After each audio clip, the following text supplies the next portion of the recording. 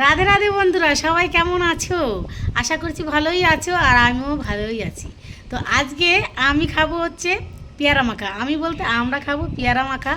তো প্লিজ তোমরা দেখো, আশা করছি ভালো লাগবে। ভালো লাগলে অবশ্যই ফলো করে দিও, একটা লাইক কমেন্ট সাথে করে দিও, ঠিক আছে? আর আজকে কিভাবে আমি পেয়ারা মাখাচ্ছি আর তোমরা কিভাবে পেয়ারা মাখা খাও আমাকে কিন্তু কমেন্ট করে জানিও। তবে চলো দেখতে থাকো। তো এই যে দেখতে পাচ্ছি একটা পেয়ারা নিয়েছি, একটা না পাশে আরোগুলো আছে, ধুয়ে নিয়েছি। তো আমি পেয়ারা কাটতে যাচ্ছিলাম, তখন আমার ছেলে বলে কি যে মা আমি কাটি।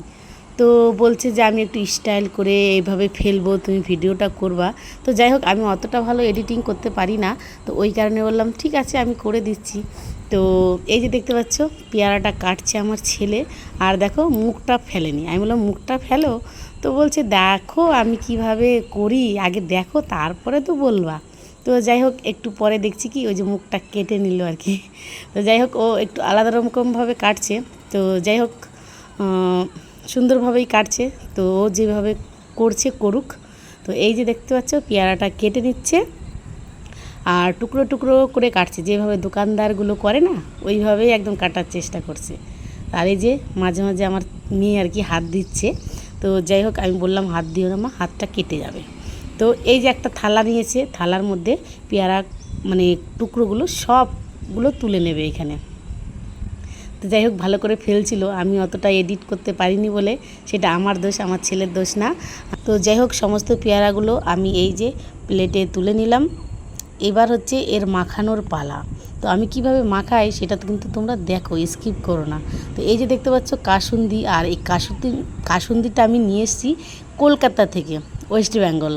তো এরপরে দিয়ে দিচ্ছি লঙ্কার গুঁড়ো। অবশ্য আমার ছেলেই দিচ্ছিলো, তো বললাম ও একটু একটু করে দিচ্ছে, তাই আমি বললাম একটু না একটু বেশি করে দাও। তো অনেকটা লঙ্কার গুঁড়ো দিল। এরপরে দিয়ে দিচ্ছি সামান্য পরিমাণ লবণ দিয়ে এবার কি বলো তো, আমার কাছে কোনো টমেটোমের সস ছিল না, এর মধ্যে টমেটোমের সস দিলেও কিন্তু খুব দারুণ লাগে খেতে, আর বিট লবণ।